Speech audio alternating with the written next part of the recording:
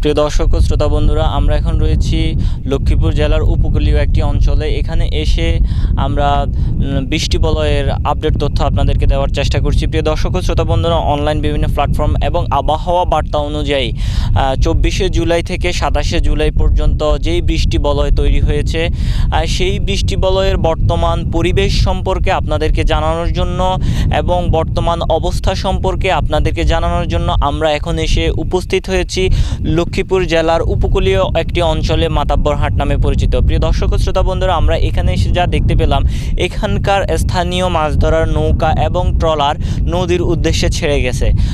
মাছ ধরার ট্রলার এবং নৌকাগুলো আমাদেরকে জানিয়েছে এখনও পর্যন্ত ওনাদের কাছে কোনো সতর্কবার্তা না আসার কারণেই তারা ছেড়ে যাচ্ছে নদীর উদ্দেশ্যে। আমরা আবহাওয়া বার্তা অনুযায়ী যা দেখতে পেলাম যে 24শে জুলাই থেকে 27শে জুলাই পর্যন্ত যেই মেঘমালা সৃষ্টি হয়েছে, সেই মেঘমালা সৃষ্টি হওয়ার কারণে লক্ষ্মীপুর জেলায় আজ 152 মিলিমিটারের মতো প্রায় বৃষ্টিপাত হয়েছে এবং নোয়াখালীতে 202 মিলিমিটারের মতো প্রায় বৃষ্টিপাত হয়েছে। এই বৃষ্টিপাত হওয়ার কারণে ফেনীর নিম্নাঞ্চল প্লাবিত হয়েছে এবং কয়েকটি গ্রাম প্লাবিত হয়েছে বলে আমরা সংবাদ পাই। এখন আমরা রয়েছি লক্ষ্মীপুর জেলার উপকূলীয় অঞ্চল মাতাব্বরহাটে। এখানে এসে আমরা একই চিত্র দেখতে পাই, তা হলো নদী থেকে পানিগুলো লোকালয়ে প্রবেশ করছে এবং নদীর স্বাভাবিক অবস্থা থেকে 2 ফুটের মতো পানি প্রায় বৃদ্ধি পেয়েছে এবং বিপদসীমা প্রায় ছুঁই। অর্থাৎ আমরা বলতে পারি 24শে জুলাই থেকে 27শে জুলাই যদি বৃষ্টি বলয় স্বাভাবিক থেকে ভারী বর্ষণের রূপ নেয় এবং মাঝারি থেকে ভারী বৃষ্টিপাত হতে থাকে, তাহলে স্বাভাবিকের চাইতে আরও বেশি উচ্চতায় বৃদ্ধি পাবে এইখানকার নদীগুলোর এবং লোকালয়ে প্রবেশ করবে পানি। অর্থাৎ স্থানীয় অঞ্চলগুলো প্লাবিত হওয়ার সম্ভাবনা থেকেই যায়। এখানে লক্ষ্মীপুর জেলার রায়পুর, কমলনগর এই সকল উপজেলা প্লাবিত হওয়ার সম্ভাবনা রয়েছে। একই সাথে লক্ষ্মীপুর সদর উপজেলা প্লাবিত হওয়ার সম্ভাবনা না থাকলেও লোকালয়ে নিষ্কাশন ব্যবস্থা না থাকলে জলাবদ্ধতা সৃষ্টি হওয়ার মাধ্যমে প্লাবিত হওয়ার সম্ভাবনা রয়েছে। প্রিয় দর্শক ও শ্রোতা বন্ধুরা, আমরা এখানে এসে যা দেখতে পেলাম, স্বাভাবিকের চাইতে 2 ফুটের মতো পানি বৃদ্ধি পাওয়ার কারণে নদী থেকে লোকালয়ের দিকে পানি প্রবেশ করছে। অর্থাৎ এইখানকার লোকালয়ে পানি আস্তে আস্তে ধীরে ধীরে বৃদ্ধি পাচ্ছে। আমরা এখানে এসে যা দেখতে পাচ্ছি সেটা হলো আকাশে মেঘের ঘনীভূত হচ্ছে এবং বাতাসের পরিমাণ বৃদ্ধি পাচ্ছে, নদীতে পানির পরিমাণ বৃদ্ধি পাচ্ছে, মাঝে মাঝে মাঝারি থেকে হালকা বৃষ্টিপাত হচ্ছে।